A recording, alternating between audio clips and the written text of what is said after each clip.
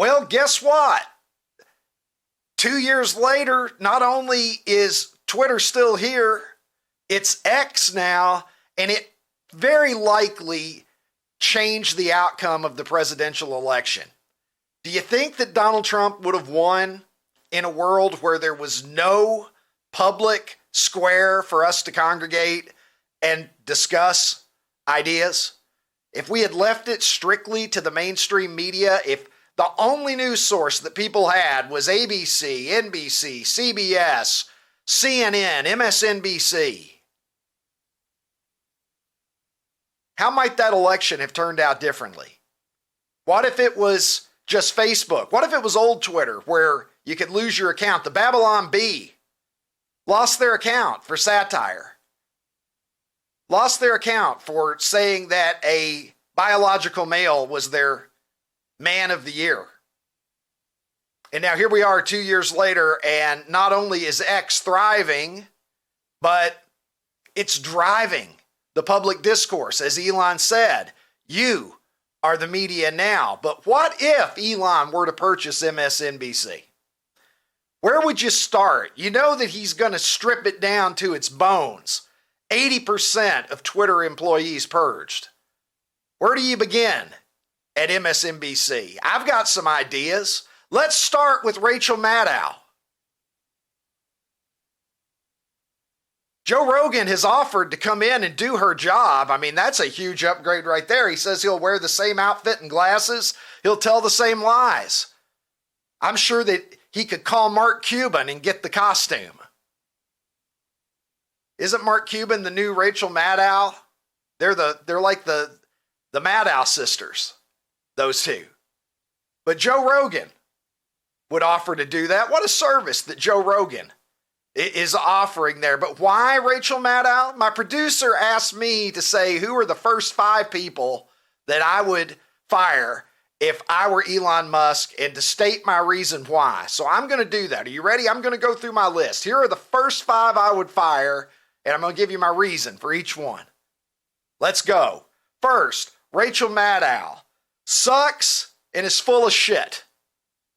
And performative, cries, fake cries all the time. Take it somewhere else. Most overpaid person in the entire world. Can you imagine getting $25 million a year to sit at that desk and act like she does? She's gone. Number 2, Joy Reid.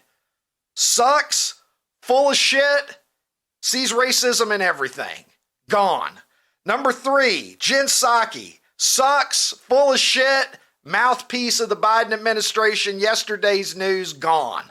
Number 4, Joe Scarborough. Sucks, also full of shit, and a political animal who is only interested in what's best for Joe Scarborough. And I don't even think he believes half of the shit that comes out of his own mouth. The best Joe Biden ever. Remember that?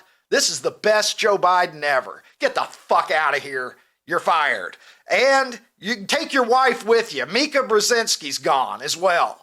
The two of them sitting there together talking about Trump like he's the fucking devil for all this time. And then they're the first ones to head down to Mar-a-Lago after he becomes president-elect.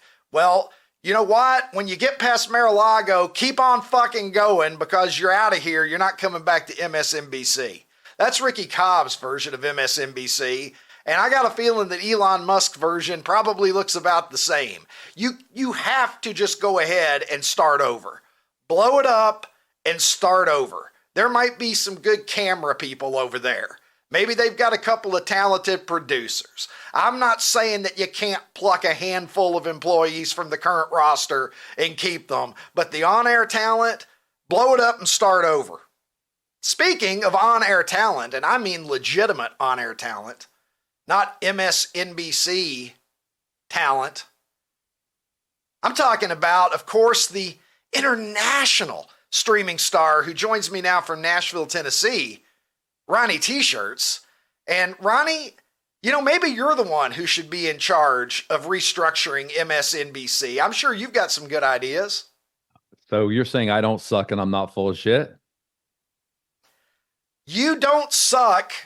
And no, you're not full of shit. You know what, Ron? I could come at you for a lot of things, but being full of shit is something that I don't think anybody would ever accuse you of. Okay, so here's what I think they should do.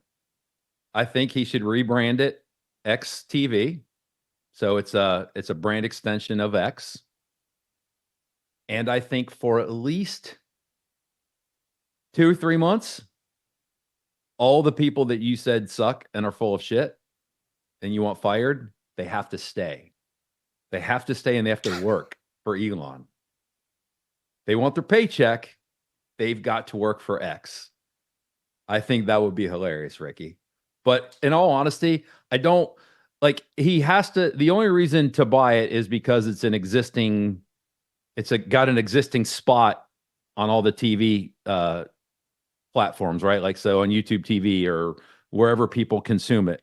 But the network itself has absolutely terrible ratings. While you were doing that, I was looking up ratings. It's like under 400,000 people per day watch MSNBC. So you look at how many people live in this country. I mean, that is a tiny, tiny, tiny, tiny number. And their ratings have plummeted, I think, 38% since the election. So he's clearly wouldn't be buying it for viewers. He'd be buying it because it's a place that he could, again, I think, rebrand it XTV and eventually have people like, I don't know, Rogan and I don't know whoever else. But I just think it would be funny if he made those people stay working there for a while. Dude, it would be worth buying it just to get the woke propaganda all-star team off of the air. Because it's just, they're all full of shit. They're all pushing this woke mind virus stuff. I don't think anybody wants to hear it. You're right. The ratings are sagging. Put that dying cow out of its misery, take it out behind the barn like they used to out on the farm years ago and Old just Yeller. End MSNBC. Yeah, Old Yeller this fucking network because it has outlived its usefulness and, to the victor goes the spoils. You know what? Elon Musk, go do it, please. Elon, I'm begging you, buy, please, buy this network and put it out of its fucking misery. Will you throw in 100? Well, I mean, how's that going to make Jared feel?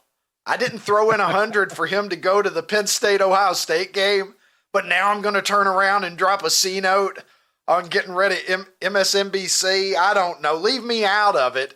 Ron, take a look at this here. Oh, there we go. Oh, yeah. Oh, there you go. There's an AI image. We want to make sure that we say that this is an AI image because there's going to be some dumb fuckers out there who can't tell the difference, just like when Trump was the Pittsburgh Steeler, Ron, if you remember that one. Yes, I do. We had to what they have to do, put a community note on it. Like Donald Trump actually wasn't a linebacker for the Pittsburgh Steelers, but there it is, XNBC.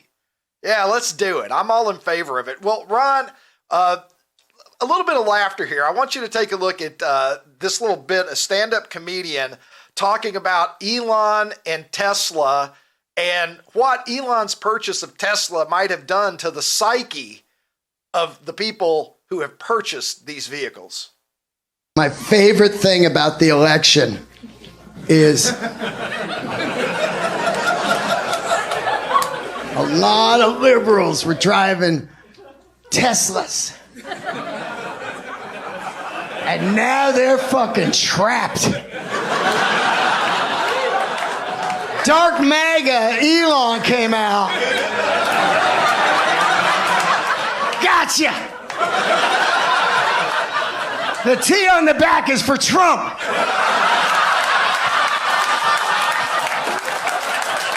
You imagine? You got to drive your Tesla around. That is Dean Del Rey, by the way. Kind of looks like Tim. His props. Well, I don't know. I didn't. Have they ever been in the same room together? Well, I don't know. Does that guy like candy corn? There are questions that we could ask. But yeah, I mean, the electric vehicle people are generally lefties, and now they're driving their Teslas around with the T on the back, and that is kind of a funny bit. On a more serious note, though, man, kind of in the wow, it's hard to believe that this year really happened. I mean, 2024 is one for the books, man. Like, we're going to be telling young people about this when we're old dudes in rocking chairs one day. And Elon tweeting about how the near miss on Donald Trump in Butler, Pennsylvania this year could have been the fine line between World War III and the occupation of Mars. You know, just a few millimeters, and maybe we get sucked into something really catastrophic that I do not think will happen with Trump as president. Man, I still can't get over it, Ron. Of all the things that happened, it's so this unbelievable, year, Ricky. It's so unbelievable, and I don't think that we should just brush it off and forget about it. Donald Trump came as close as you could possibly come to, and forgive me for being graphic, but it bears repeating. He came so close to getting his head blown off, literally, yes, on television, in front of the world, in something that would have made Kennedy and the Zapruder film, you know, look like nothing by comparison. It would have been, I mean, I don't even want to think about it. It was that close. And now we're just a few weeks away from him being inaugurated as the 47th president of the United States. You couldn't even write a movie that captures a lot of the stuff that we have witnessed over the course of this year, Ron.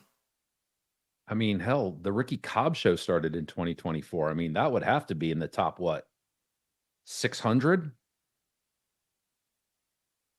Dude, I mean, it's a crazy world in which we live, ain't it? I don't know, man. The idea of Mars occupation being realistic. I'm here. Yeah, I mean, like, what are the what? I'm People telling you right listening to now. Yeah.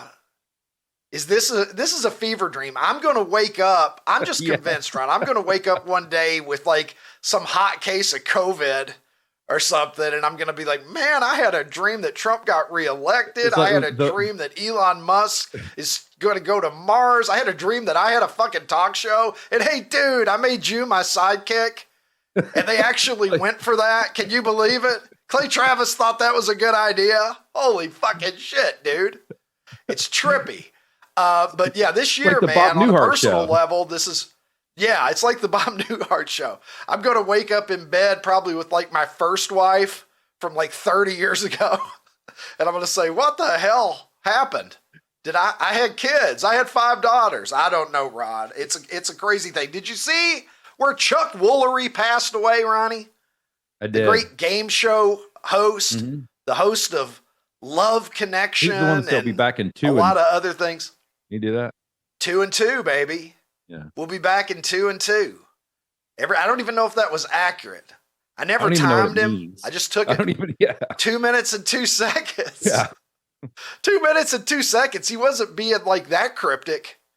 Well, no, like, I mean, I don't know what it know. meant because it was like, I guess I never realized that the time allotment for commercials was exactly 2 minutes and 2 seconds. That's why I was like, I don't even really know. I don't know if it is, Rod. Is that a thing I don't think it anyway. Look, that's what he said. We just took it. Yeah. That was back when we trusted the people on TV, Ron. Absolutely. I just heard him and I was like, well, if Chuck Woolery said it must be true. Now, he was the first host of Wheel of Fortune. A lot of people don't know that, but before Pat Sajak came along and hosted Wheel of Fortune for like 40 fucking years or whatever it was. I mean, Sajak was there for forever. And now Ryan Seacrest has replaced Sajak, but there you go. Woolery was 83. They made sure to call him a right-wing podcaster too, Ron. Does the media ever refer to left-wing? See, this is how you know the mainstream media is full of shit. They consider themselves to be normal, and then there's far right-wing. That's how they see. He's a right-wing podcaster, they said. But he was the host of Scrabble as well, Ron. But did you see this clip? I saw this on X not long ago. I tweeted about it.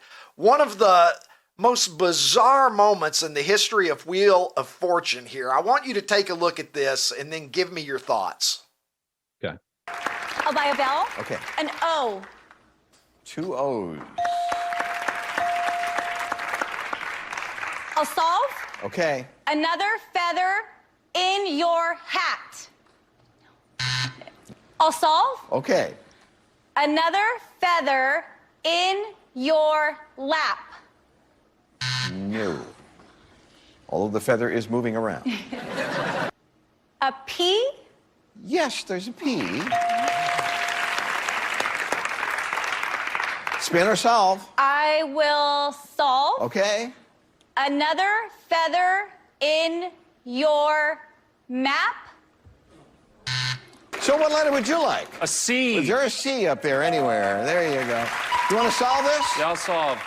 Another feather in your cap. Yeah. Well, Ron, I think that some of those contestants, they may be the people who are in charge of counting votes in California. We still haven't counted all the votes, Ron.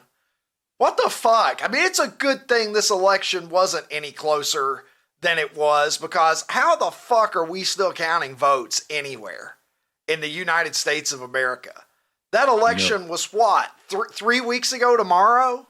You know, still some counting people votes in some say- places. You know what some people think the reason is, right? Well, it's too late. It's too late to really cheat now, at least in the big one. So what's the motive at this point? Well, in the yes, in the big one, it's too late to cheat. But I mean, because Trump was losing California regardless. But aren't there still a couple House seats that are up for grabs out there, and they're close? And then I've seen some people talk about that they're the more votes that they get for Biden, the less of a mandate that Trump would have, which would make it easier for, I guess, opposition to him say, oh, he didn't really have a mandate. I mean, well, they love the fact that he's under 50% of the overall vote now, because that's the first thing they mention all the time. Right. Is that, Right. I saw that the other day. So it's trying to control what threads of the narrative remain. Ron, I think that you're right. You're right about that. Let's, look, Joe Rogan here. Did you see Joe Rogan, who believes in dragons, I guess, according to Joy Behar, and he changed his X profile. Did you see this? That. I did see that. It now just simply says dragon believer. He had talked about dragons on the show. It's, the thing of it is, you take anything out of context and you can make fun of it and mock it. And so, let's do that. It goes without saying, Joe Rogan, how many times more intelligent do you think Joe Rogan is than Joy Behar? What Infinite. multiple?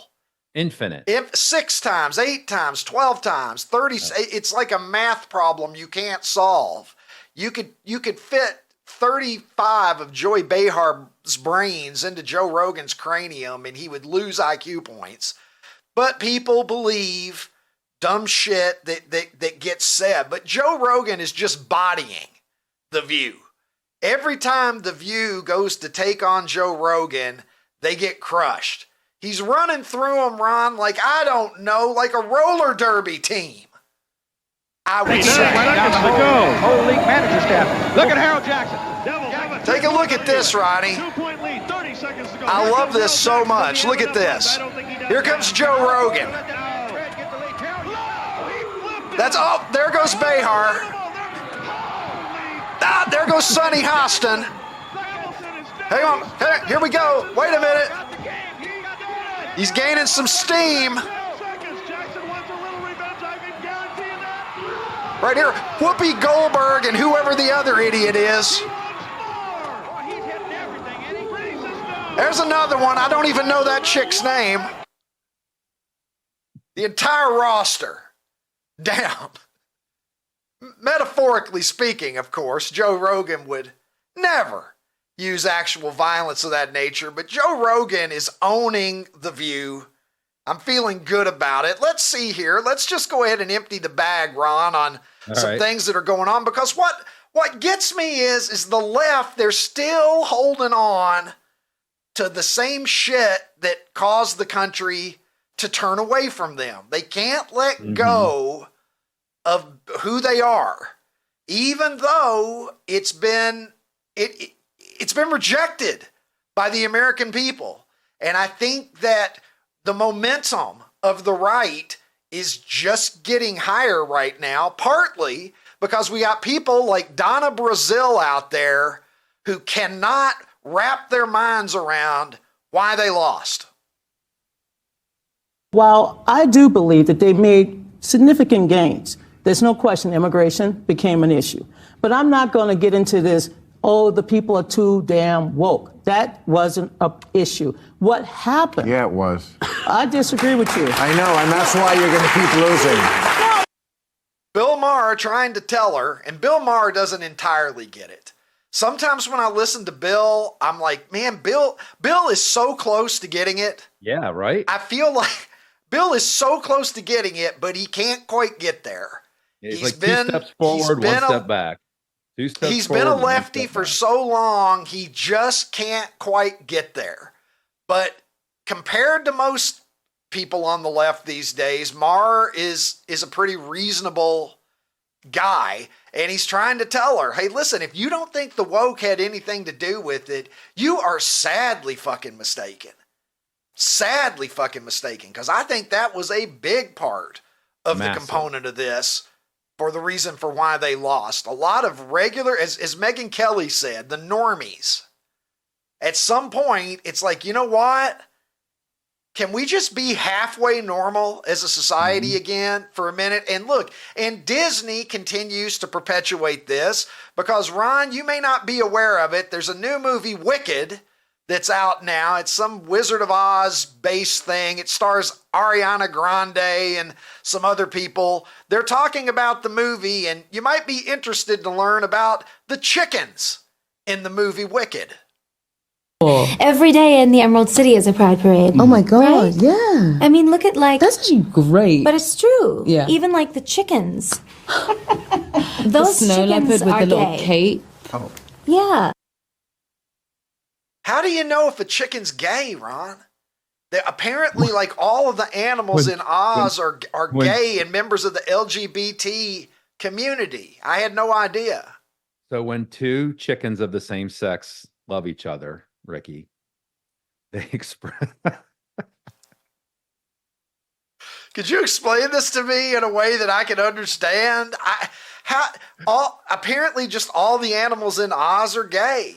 I mean, as they say on Seinfeld, I mean, not that there's anything wrong with that, but I just didn't know that. I mean, how could she be so sure? Did she talk to them? Did they tell her? I don't even know. Yeah, she was real pleased about it. And, she went on a rant. We clipped that to just a few seconds, but she went on talking about this stuff for like well over a minute, I think, but I'm not going to subject the audience to it. Just like nobody in the Peanuts universe wanted to be subjected to Linus's holiday monologues. Am I right, Ron? Every time there was a fucking holiday, this son of a bitch has to get going on the real meaning of it. He was the self-appointed authority on the true meaning of every goddamn holiday, Ron. We all know the Christmas speech. Well, here's the Thanksgiving speech. I don't think he gave any speeches about the true meaning of Halloween, but he was waiting for a sentient pumpkin man to show up every year. He was the Bob Costas of his community, Ron. Always moralizing, always knew more than you did, always ready to tell everybody what it is. And as I say here, oh great, good grief, perhaps, Linus is going to give us another fucking holiday monologue. You know how badly Charlie Brown and his friends were probably dreading the holidays because they were just going to have to listen to this motherfucker again. Just loathsome. You are fired up this morning, Ricky. Like, this is I great. don't know. Yeah, it's Holiday season. We've got You know what? We got Thanksgiving coming up this week. You know It's a what? short We week. got- This is like Yeah, Wednesday we got 3 already, days. You got to pack it in.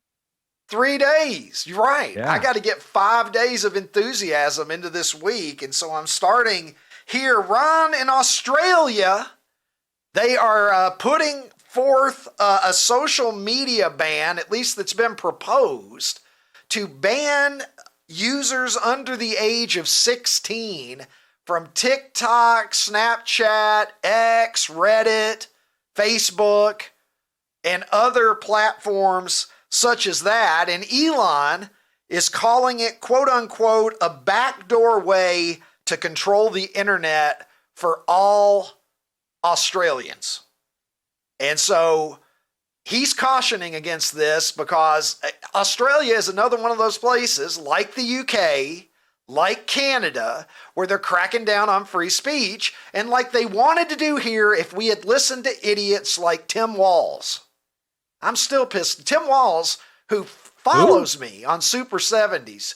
Oh, that's funny. Hey, unfollow me, Tim. Should I block him? Should I block Tim Walz? Does Tim Walz deserve the funny anymore? Yes. Do it. Maybe I'll have a poll later today. Should I block Tim Walz? No more tweets for you, motherfucker, because you don't like free speech. So how about that? Deal with that, Tim Walz. You know what kids did back in our day, Ron? They weren't on social media. They were outside playing. That's what we did. We're in our 50s. We remember the days when children went outside and did things like kill rattlesnakes, God damn it. That's what we would do. How was your day, boys?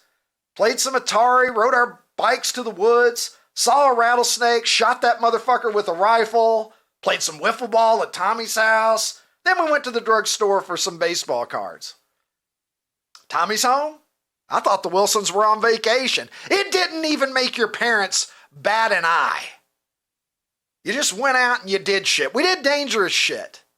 Look at this tube We had socks. better stuff to do than to tube be socks on have to come apps. back, man. The tube socks are strong there. The high tube socks, always in style. They're never out of style, and we should remember that. And we should also remember that we got a little something we haven't gotten to yet, Ron. We're 30 minutes into this program, and we still haven't done America's Poll of the Day. Let's do it right now.